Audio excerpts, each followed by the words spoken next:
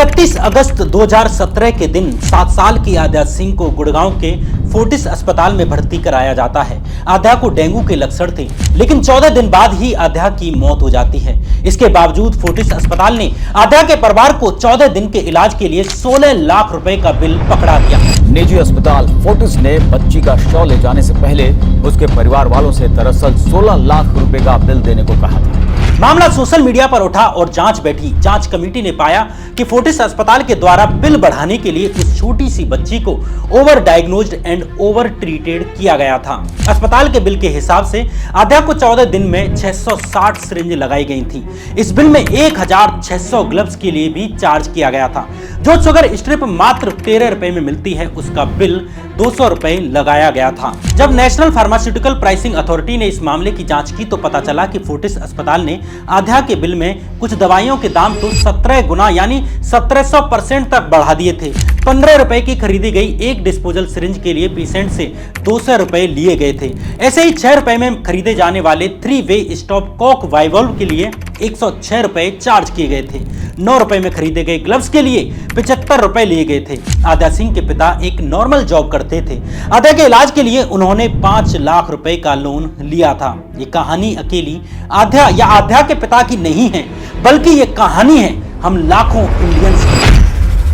5 minute पहले इनको कह रहे हैं इनका पेशेंट अभी जिंदा है और ये इनका हॉस्पिटल है। इनको बार बार मैं पेमेंट के लिए बोल रहा हूँ, पेमेंट जमा कराइए और 5 मिनट बाद में 5 मिनट बाद में इनको कह रहे हैं कि बोले इनका जो रिलेटिव है, इनका जो नोन है वो नहीं रहा है। 1,90,000 रुपए का दिया और 1 लाख रुपए का, ऐसे 2,90,000। सबसे पहले पैसे की बात करते हैं। अभी घर में 3 लोगों को हो गया है। ऐसे में सवाल उठता है कि what is wrong with the Indian health care system. आखिर प्राइवेट अस्पतालों में मरीजों को क्यों और कैसे लूटा जा रहा है। अपनी इनकम का इतना बड़ा हिस्सा टैक्स में देने के बाद भी करोड़ों इंडियंस प्राइवेट अस्पतालों में जाने को मजबूर क्यों है। पूरी लाइन है। अपॉइंटमेंट के बाद आपको कार्ड बनवाने के लिए यहाँ पे आना पड़ेगा और लाइन में लगना पड़ेगा। आप देख सकते हो सुबह के 9 बजे और अभी इतना ज़्यादा रश है यहाँ। इधर के यही रूल्स हैं। अगर आपको ऐसा प्रॉब्लम है तो बाजू में सरकारी अस्पताल है, वहां पे जाइए। नमस्कार, मैं श्याम मीरा सिंह। इंडिया के प्राइवेट हॉस्पिटल्स में गड़बड़ियां जानने के लिए हेल्थ एक्टिविस्ट अरुण गद्रे ने 78 डॉक्टर्स का इंटरव्यू किया और उनसे पूछा कि उन्होंने अपने पूरे प्रोफेशन में किस किस तरह के स्कैम्स देखे हैं। गद्रे के इंटरव्यूज में कॉमनली 3 तरह की गड़बड़ियां सामने आई। पहली, रेफरल से रिलेटेड। दूसरी, बिना जरूरत की दवाइयों का प्रिस्क्रिप्शन। और तीसरी, बिना जरूरत का इंटरवेंशन। रेफरल्स यानी कि जब एक डॉक्टर मरीज को दूसरे डॉक्टर के पास भेजता है। इसमें डॉक्टर्स आपस में तगड़ा कमीशन देते हैं।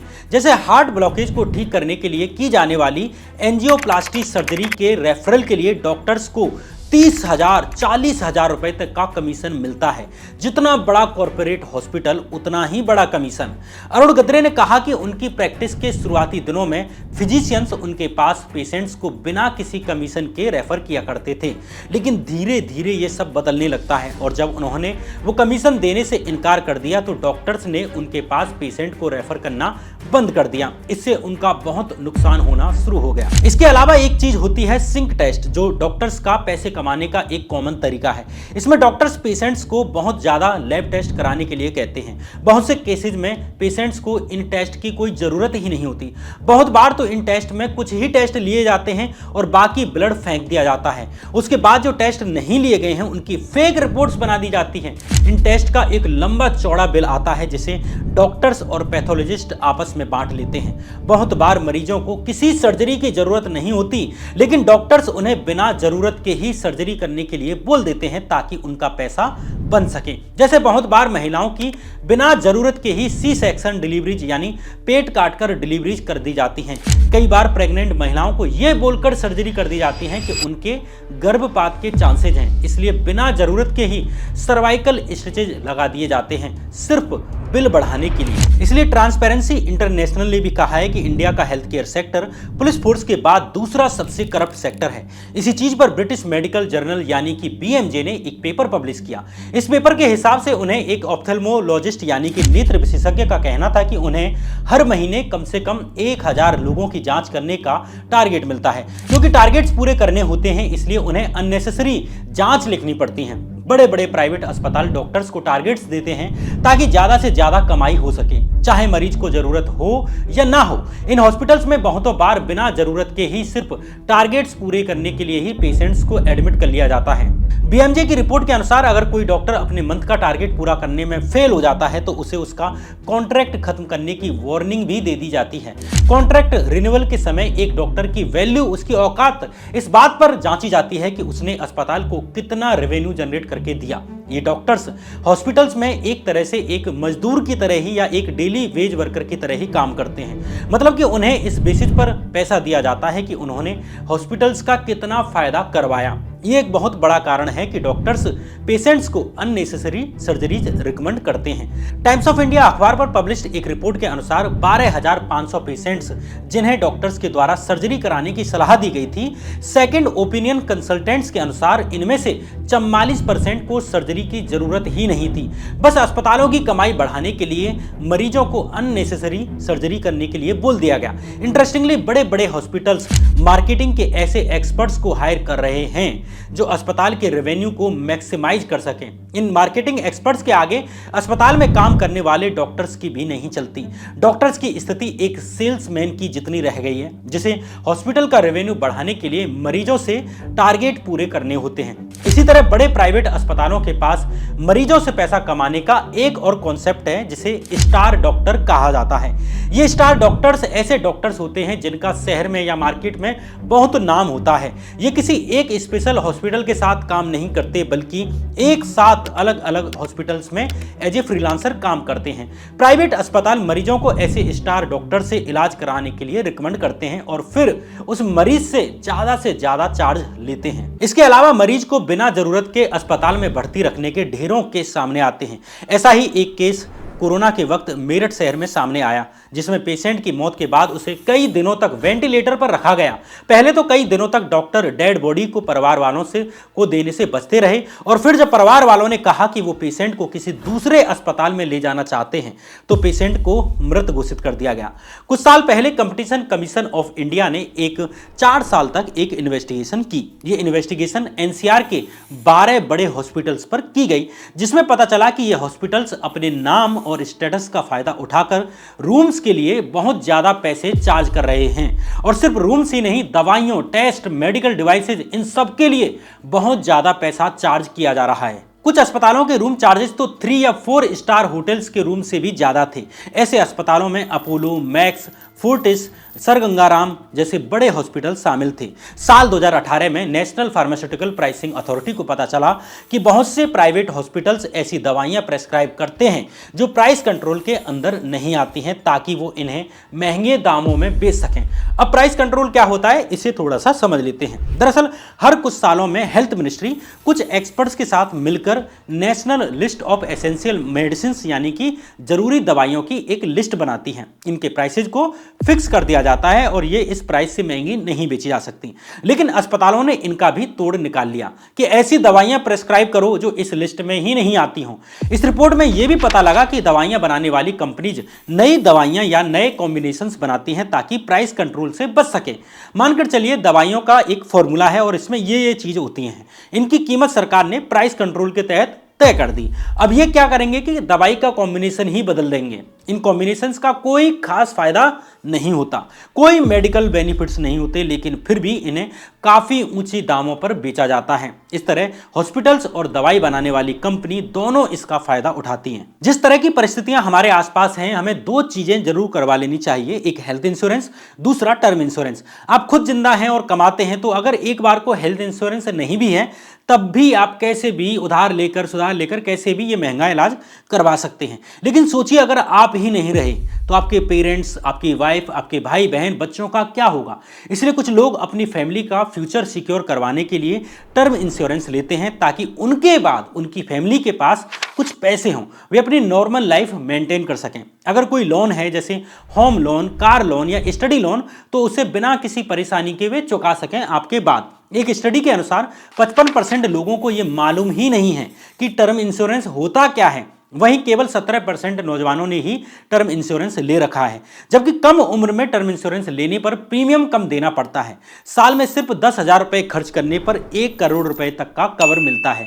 अगर आपको टर्म इंश्योरेंस के बारे में और अधिक ज्यादा जानकारी चाहिए तो फेमस कंपनी ज़ीरोधा के डिट्टो प्लेटफॉर्म से मुफ्त में ये जानकारी ले सकते हैं। वहां आपको स्पैम फ्री एडवाइस मिलती है, फ्री कंसल्टेशन मिलता है और end to end insurance service मिलती है। और आपके हिसाब से टर्म इंश्योरेंस लेने से पहले क्या चीजें ध्यान में रखनी चाहिए, इसके ही उत्तर के लिए आप डिट्टो की टर्म इंश्योरेंस चेक लिस्ट देख सकते हैं और अपनी जरूरत के हिसाब से टर्म इंश्योरेंस लेने के लिए आप डिट्टो का फ्री कैलकुलेटर भी यूज कर सकते हैं। चूंकि मेरा काम रिस्की है और कोविड के बाद से ही मैं तरह तरह की न्यूज और वीडियोज देख रहा हूं, इसलिए मुझे हमेशा अपनी फैमिली की चिंता होती है। इसी वजह से मैंने डिट्टो से कंसल्ट किया और टर्म इंश्योरेंस को समझा। डिट्टो का लिंक मैंने कमेंट बॉक्स में और डिस्क्रिप्शन बॉक्स में डाल दिया है। अब वापस कहानी पर लौटते हैं। साल 2018 में 4 बड़े अस्पतालों के बिल के एनालिसिस से पता चला कि वो बहुत ज्यादा प्रॉफिट बना रहे थे। मरीजों के टोटल बिल का 46% हिस्सा सिर्फ दवाइयों और टेस्ट पर ही खर्च हो रहा था। ये अस्पताल रोज खाने वाली दवाइयों और ग्लव्स जैसी चीजों पर 350% से 1700% तक का प्रॉफिट ले रहे थे। एक एनालिसिस से यह भी पता चला कि महंगी दवाइयों से दवाई बनाने वाली कंपनियों से ज्यादा फायदा हॉस्पिटल्स को होता है। ये सारी दवाइयां हॉस्पिटल्स के अंदर मौजूद फार्मेसीज यानी कि मेडिकल स्टोर्स में बेची जाती हैं, जिससे इन्हें कहीं और से खरीदने का स्कोप भी कम हो जाता है। जबकि इन महंगी दवाइयों की कोई जरूरत नहीं होती, उनकी जगह उनसे कई गुना सस्ती दवाइयां मार्केट में मिल जाती हैं। दरअसल इन हॉस्पिटल्स की इन दवाई कंपनी से साठगांठ होती है। जैसे अमृतसर में एक कैंसर हॉस्पिटल कैंसर की दवाई टेमिक्योर 250 mg को दवाई कंपनी से 1950 रुपए में खरीदता था, लेकिन मरीज से इसके 18,647 रुपए लेता था। ऐसे ही हॉस्पिटल्स को पेमक्योर 500 mg का एक वायल 3,190 रुपए का मिलता है, जबकि वो मरीज से इसके 16,500 रुपए लेते हैं। ऐसे ही रिटक्सिरिल 500 mg हॉस्पिटल्स को 14,970 रुपए की पड़ती है, लेकिन पेशेंट से इसके 36,916 रुपए लिए जाते हैं। एक आइडियल मार्केट में कंपटीशन चीजों की कीमत को कम करता है, लेकिन दवाइयों के मामले में ये एकदम ठीक उलट है। यहाँ ज्यादा महंगे ब्रांड्स ज्यादा बिकते हैं क्योंकि डॉक्टर्स जानबूझकर इन्हीं महंगी कंपनियों को रिकमेंड करते हैं। जैसे दाद इन्फेक्शन के इलाज के लिए साइक्लोवीर के एक कोर्स की कीमत मात्र 812 रुपए है। वहीं दूसरी ब्रांड हर्पेक्स की कीमत 1666 रुपए है, जबकि इन दोनों के भीतर एसाइक्लोवीर सोल्ट का इस्तेमाल होता है। कुछ भी अलग नहीं है। फिर भी हर्पेक्स की सालाना बिक्री जहां 3.17 करोड़ रही, वहीं साइक्लोवीर की सिर्फ 57 लाख रही, जबकि साइक्लोवीर हर्पेक्स से आधे पैसे में आती है। सच्चाई यह है कि दवाइयों के लिए बड़े ब्रांड ना तो जरूरी हैं और ना ही कॉस्ट इफेक्टिव हैं। उनके लिए इतने ज्यादा पैसे खर्च करने की जरूरत नहीं है। रैनबैक्सी द्वारा बनाई गई एंटीबायोटिक सिफ्रन की कीमत 9 रुपए प्रति टैबलेट है, जबकि इसके सस्ते वर्जन की कीमत मात्र 2 रुपए है, लेकिन यह ज्यादा नहीं बिकता। सिफ्रन ज्यादा बिकती है। आपने डोलो नाम सुना होगा, जो कोविड के समय घर घर पहुंची और कंज्यूम हुई, चाहे बुखार हो या किसी और तरह की समस्या या परेशानी हो, सबसे ज्यादा यही दवा लिखी गई। लेकिन डोलो के घर घर तक पहुंचने के पीछे एक दूसरा कारण भी था। इसके पीछे एक दूसरी कहानी भी थी। जुलाई 2024 में central board of direct taxes यानी कि CBDT ने डोलो 650 बनाने वाली माइक्रोलैब्स पर अनएथिकल प्रैक्टिस में इन्वॉल्व होने के आरोप लगाए। CBDT ने कहा कि डोलो कंपनी ने डॉक्टरों को 1000 करोड़ रुपए की चीजें मुफ्त में बांटी, गिफ्ट दिए, रिश्वतें खिलाई ताकि डॉक्टर्स अपने मरीजों को डोलो 650 लिखकर दे दें। सोचिए, एक दवाई के लिए डॉक्टर्स को 1000 करोड़ की रिश्वत बांटी जा रही है। दवाइयां बनाने वाली कंपनीज द्वारा डॉक्टर्स को गिफ्ट देना बहुत कॉमन प्रैक्टिस बन चुका है। ये काम दवा कंपनीज के MR करते हैं। MR डॉक्टर्स के पास जाते हैं, गिफ्ट देते हैं और इसके बदले डॉक्टर्स उनकी कंपनी वाली दवाइयों को मरीजों को प्रेस्क्राइब करते हैं। शुरू में ये कंपनीज डॉक्टर्स को महंगे पेन, कैलकुलेटर, वैनिटी बैग और डिनर सेट जैसी चीजें देती हैं।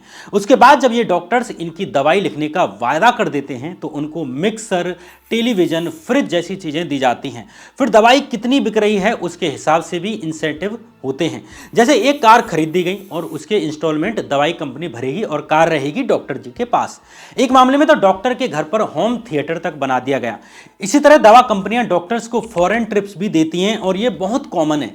किडनी की बीमारी को ठीक करने के लिए दवाई बनाने वाली कंपनी ने 300 डॉक्टर्स और उनकी फैमिलीज को सिंगापुर में एक 3 घंटे की वर्कशॉप अटेंड करने के लिए भेजा, लेकिन इसके लिए उनको 3 दिन का स्टे दिया गया।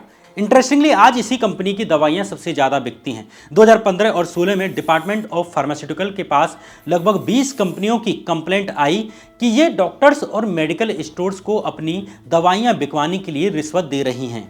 2024 में सुप्रीम कोर्ट के आदेश के बाद पब्लिक किया गया इलेक्टोरल बॉन्ड का डेटा दिखाता है कि 35 फार्मा कंपनी ने 945 करोड़ के इलेक्टोरल बॉन्ड्स खरीदे। एक तो पहले से ही आज तक किसी दवाई कंपनी पर डॉक्टर्स को रिश्वत देने के लिए एक्शन नहीं लिया गया, ऊपर से ये पॉलिटिकल डोनेशन, और पॉलिटिकल डोनेशंस किस तरह से अलग अलग पार्टियों की सरकारों की पॉलिसीज को अफेक्ट करती हैं ये मुझे आपको बताने की ज़रूरत नहीं है। इसलिए बहुत ज़्यादा ज़रूरी है कि देश में अधिक से अधिक सरकारी अस्पताल बने, चाहे वे छोटे बने चाहे बड़े बने, लेकिन ज़्यादा से ज़्यादा सरकारी हॉस्पिटल्स बने। केंद्र सरकार की एक स्टडी के अनुसार प्राइवेट हॉस्पिटल्स में सरकारी अस्पताल के कंपैरिजन में 6 गुना ज़्यादा पैसे लिए जाते हैं। अगर मामला मसल्स, स्केलेटल और दिल की बीमारी से जुड़ा हुआ हो तो ये खर्चा 8 गुना तक बढ़ जाता है। बेंगलोर में की गई एक स्टडी के हिसाब से प्राइवेट अस्पताल की एक दिन की आईसीयू की कॉस्ट 30,000 रुपये है, जो सरकारी अस्पतालों में मात्र 1500 रुपये पड़ती है। यही कारण है कि इंडिया की 60 से लेकर 70% की जनता प्राइवेट अस्पताल अफोर्ड ही नहीं कर पाती। सोचिए, आपके देश की 70% जनता की इलाज तक पहुंच ही नहीं है, और हम बात करते हैं कि हम इतनी बड़ी इकोनॉमी बनते हुए जा रहे हैं। यही कारण है कि हमारे देश में कहा जाता है कि एक मिडिल क्लास परिवार गरीबी से सिर्फ एक बीमारी दूर है। मतलब घर में किसी भी एक सदस्य को अगर बीमारी लग गई तो जो घर मिडिल क्लास में आता है वो गरीबी की कैटेगरी में आने लग जाएगा। दरअसल आज भारत के हेल्थ सेक्टर की जो हालत है, उसकी प्रॉब्लम्स और उसका सॉल्यूशन दोनों की जड़ें ब्रिटिश काल में जाती हैं। 1943 में ब्रिटिश सरकार ने भारत के अंदर हेल्थ कंडीशंस का असेसमेंट करने के लिए एक कमेटी बनाई। इस कमेटी का अध्यक्ष जोसेफ विलियम भूर नाम के एक सिविल सर्वेंट को बनाया गया। अगले 2 साल स्टडी के बाद इस कमेटी ने भारत में एक हेल्थ केयर सिस्टम बनाने के लिए कई सुझाव दिए। इन सुझावों में से एक सुझाव था नेशनल हेल्थ स्कीम, जिसमें हर 10,000 20,000 लोगों की पॉपुलेशन पर एक प्राइमरी हेल्थ सेंटर होगा, जिसमें 75 बेड होंगे और कम से कम 6 डॉक्टर्स होंगे। इसके आगे हर 30 प्राइमरी हेल्थ सेंटर्स के ऊपर एक कम्युनिटी हेल्थ सेंटर बनाया जाएगा, जिसमें 650 बेड और 140 डॉक्टर्स होंगे, और हर जिले में एक डिस्ट्रिक्ट हॉस्पिटल होगा जिसमें 2500 बेड और 269 डॉक्टर्स होंगे। इसके साथ ही ज़्यादातर डिस्ट्रिक्ट हॉस्पिटल्स एक मेडिकल कॉलेज के रूप में भी काम करेंगे। इसके अलावा यह भी रिकमेंड किया गया कि सभी हेल्थ सर्विसेज लोगों को फ्री में दी जाएं, और इसके लिए सैलरी पर फुल टाइम डॉक्टर्स हायर किए जाएं जिनकी प्राइवेट प्रैक्टिस पर बैन हो।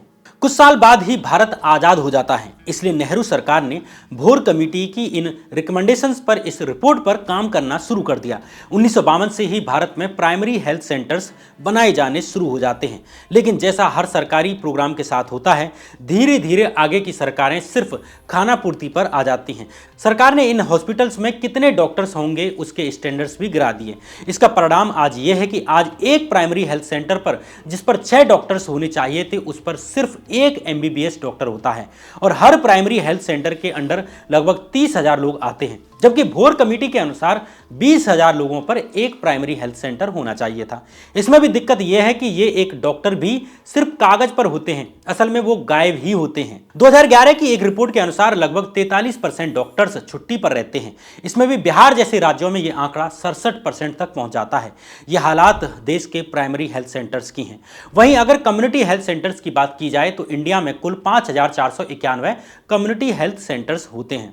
अभी के रूल्स के हिसाब से इनमें 21,964 स्पेशलिस्ट डॉक्टर होने चाहिए थे, लेकिन असल में मात्र 4,413 स्पेशलिस्ट डॉक्टर्स ही हैं, यानी कि 80% डॉक्टर्स की कमी है। इससे अंदाजा लगाया जा सकता है कि देश के कम्युनिटी हेल्थ सेंटर्स की हालत ऐसी क्यों है। इसके अलावा जो डिस्ट्रिक्ट हॉस्पिटल्स हैं उनके बारे में नीति आयोग की रिपोर्ट कहती है कि 7 हॉस्पिटल्स में से सिर्फ एक ही ऐसा है जिसमें 14 तरह के जो स्पेशलिस्ट डॉक्टर्स होने चाहिए वो होते हैं। 707 हॉस्पिटल्स में से सिर्फ 101 में ही सारे स्पेशलिस्ट थे, यानी 707 में से 606 जिला अस्पतालों में डॉक्टर्स का मानक पूरा ही नहीं है। इसके अलावा हर डिस्ट्रिक्ट हॉस्पिटल में 14 डायग्नोस्टिक टेस्ट की व्यवस्था होनी चाहिए, लेकिन आप हैरान होंगे कि 707 जिला अस्पतालों में से सिर्फ 21 हॉस्पिटल्स ही ऐसे थे जिनमें से सभी टेस्ट अवेलेबल थे।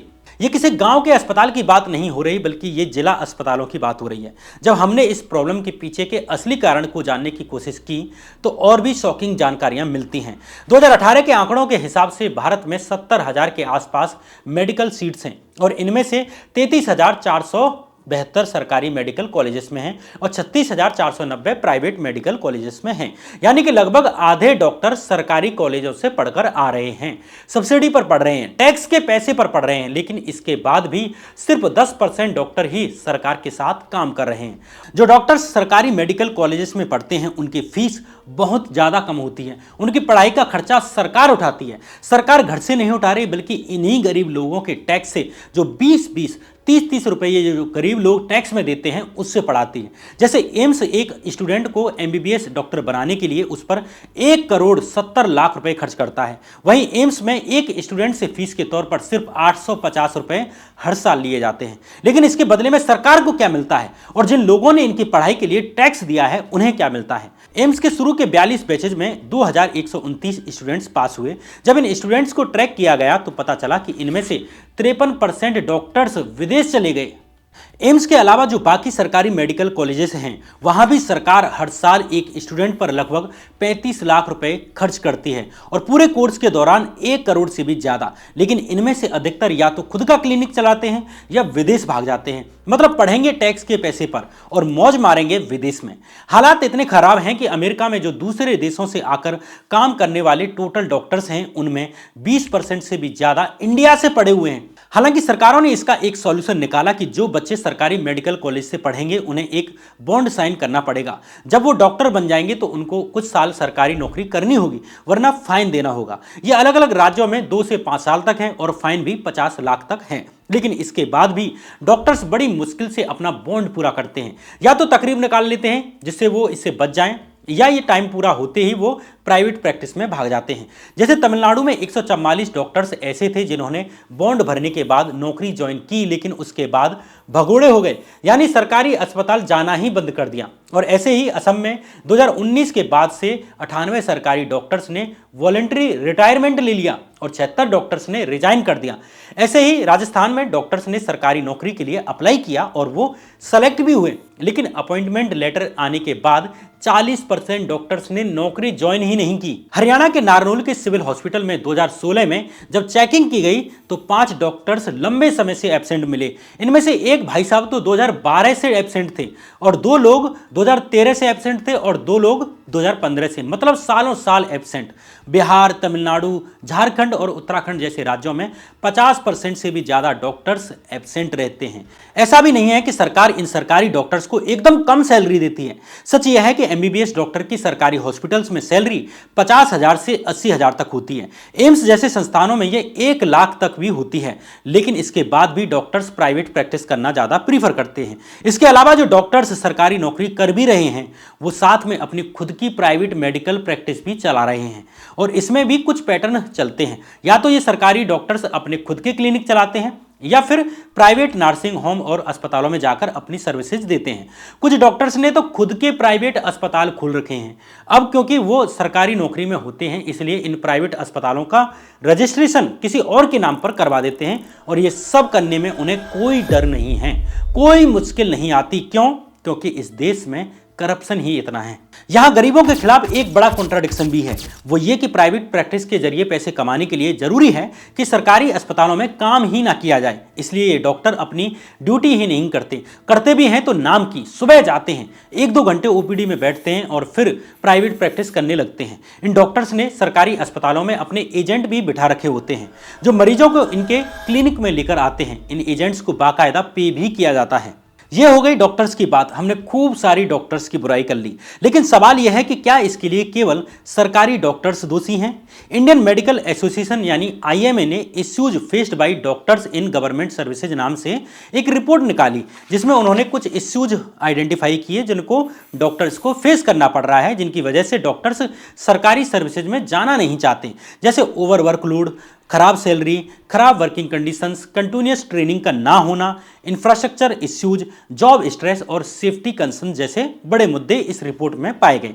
इस रिपोर्ट में यह भी कहा गया कि सरकारी हॉस्पिटल्स में डॉक्टर्स को ऐसे माहौल में काम करना पड़ता है कि वो सही तरह से पेशेंट्स की देखभाल नहीं कर पाते और इससे उनकी डिससैटिस्फैक्शन बढ़ती है और जॉब्स को लेकर स्ट्रेस बढ़ती है। इसके अलावा जो इंफ्रास्ट्रक्चर की वजह से इलाज में कमियां आती हैं उनका ठीकरा भी इन डॉक्टर्स के सर पर फोड़ दिया जाता है, इसलिए ये डॉक्टर्स सरकारी अस्पतालों के साथ काम करना नहीं चाहते। प्राइमरी हेल्थ सेंटर्स की हालत इतनी खराब होती है कि 8% में तो बिजली ही नहीं है, 10.7% में पानी की रेगुलर सप्लाई नहीं है और 5.8% तक पहुंचने के लिए ढंग के रास्ते भी नहीं है।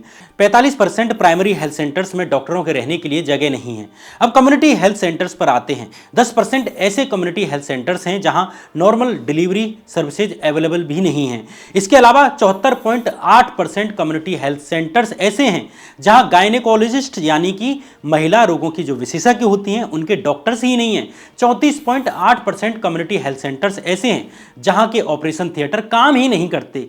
लेकिन सवाल यह है कि क्या हमारे पास पैसा नहीं है, क्या हमारे देश की सरकार के पास रिसोर्सेज नहीं है। सच यह है कि यह इंफ्रास्ट्रक्चर और डॉक्टर्स की कम सैलरी का इशू बहुत आसानी से सॉल्व किया जा सकता है, लेकिन इंडिया अपनी जीडीपी का सिर्फ 3.3% हिस्सा ही हेल्थ पर खर्च करता है, जबकि अमेरिका में 16.5%, फ्रांस में 11.9%, जर्मनी में 11.8% और जापान में 11.45% केवल हेल्थ पर खर्च किया जाता है। और कहाँ इंडिया में मात्र 3.3% हिस्सा हेल्थ पर खर्च किया जा रहा है। इसमें अगर सेंट्रल गवर्नमेंट की बात करें तो 2024 में सेंट्रल गवर्नमेंट ने इंडिया की जीडीपी का टोटल 0.27% हिस्सा ही हेल्थ केयर पर खर्च किया था, यानी कि 1% का भी 1/4 हिस्सा। 2021 में जब कोविड चल रहा था तब भी ये सिर्फ 0.41% ही था। अगर राज्य सरकारों को देखा जाए तो सब राज्यों को मिलाकर 2023 और 24 में राज्य सरकारों ने इंडिया की जीडीपी का 0.96% हिस्सा ही हेल्थ पर खर्च किया। बाकी जो खर्च है वो आम जनता अपनी जेब से करती है। जो सेंट्रल गवर्नमेंट का हेल्थ पर खर्च है वो पिछले साल यानी 2023 में मात्र 74,236 करोड़ रुपए था। अब इतने से बजट में इतने बड़े देश के लिए कैसे हेल्थ सर्विसेज को अच्छा किया जा सकता है। ये तो वो खर्च है जो कागजों पर खर्च किया जा रहा है, इसमें हमने करप्शन को काउंट ही नहीं किया। यही कारण है कि 7 साल के आद्या सिंह जैसे पेशेंट्स को एक सामान्य परिवार फोर्टिस जैसे अस्पतालों में भर्ती कराने के लिए मजबूर होता है, जबकि डेंगू कोई ऐसी बीमारी नहीं है कि इसे इन सरकारी अस्पतालों में ठीक ना किया जा सके। जब सरकारी सिस्टम काम नहीं करता तो लोग प्राइवेट हॉस्पिटल्स में इलाज कराने को मजबूर होते हैं। कोविड भी आया और गया, लाखों लोगों की मौत हो गई, लेकिन उसके बाद भी हमारी हेल्थ सर्विसेज में कोई सुधार नहीं आया। हमारे देश की अलग अलग सरकारों ने शायद ही कभी हेल्थ इंफ्रास्ट्रक्चर को लेकर प्रयास किए हों, सबने खाना पूर्ति ही की है। साल दर साल हेल्थ बजट में कोई ढंग की बढ़ोतरी नहीं देखी गई, जबकि कॉरपोरेट्स का लाखों करोड़ों रुपए का टैक्स माफ कर दिया जाता है। बार बार यही कहा जा रहा है कि देश की इकोनॉमी संकट में है, ऐसे में अगर कॉरपोरेट्स की मदद नहीं की जाएगी तो दिक्कत हो जाएगी और इस बहाने एजुकेशन और हेल्थ पर खर्च नहीं बढ़ाया जाता। लेकिन ये सब बहाने होते हैं, सरकारें चाहें तो सॉल्यूशन निकाल सकती हैं। जैसे क्यूबा एक देश है, ये एक गरीब देश है, लेकिन इसके बाद भी इसकी हेल्थ सर्विसेज दुनिया में सबसे बेहतर में से एक है। क्यूबा पहले मदद के लिए सोवियत यूनियन के ऊपर डिपेंडेंट था। 1990 में सोवियत यूनियन कोलैप्स कर जाती है और इसके साथ ही क्यूबा की आर्थिक हालत भी बहुत ज़्यादा बिगड़ जाती है, लेकिन इसके बाद भी वहाँ की सरकारों ने हेल्थ बजट कम नहीं किया। रिजल्ट ये है कि हेल्थ केयर के मामले में क्यूबा अमेरिका और यूरोप जैसे डेवलप्ड देशों से भी आगे है। जैसे कि कहावत है कि जहां चाहा है वहां रहा है, लेकिन जहां चाहा ही नहीं है वहां बहाने हैं और जनता को बेवकूफ बनाने के लिए कॉम्प्लेक्स योजनाएं हैं। बहरहाल इंडिया के हेल्थ केयर सिस्टम की जड़ों में प्रॉब्लम कहां है, इसे लेकर इतनी डिटेल्ड वीडियो हमने बनाई। ऐसी वीडियो इस टॉपिक पर शायद ही हो। टीवी चैनलों पर इस टॉपिक पर लास्ट टाइम मालूम नहीं कब डिबेट हुई होगी, इसलिए अगर हमने अपने छोटे से रिसोर्सेज लगाकर यह महत्वपूर्ण मुद्दा उठाया है तो इस वीडियो को शेयर करने का काम आप ना भूलें। यह उतनी ही ड्यूटी है जिस तरह की वोट डालने की ड्यूटी है। और अंत में बात डिटो की, जिस तरह की भारत के हेल्थ केयर सिस्टम की स्थिति है, 2 इंश्योरेंस अपने जीवन में जरूर करवाएं, एक हेल्थ इंश्योरेंस और दूसरा टर्म इंश्योरेंस। टर्म इंश्योरेंस के बारे में अधिक जानकारी के लिए मैंने डिटो की लिंक कमेंट बॉक्स में दे दी है। डिस्क्रिप्शन बॉक्स में जाकर भी आप इस लिंक को चेक कर सकते हैं, जाकर आराम से टर्म इंश्योरेंस के बारे में जानिए। तब तक के लिए बने रहिए इसी चैनल पर। नमस्कार।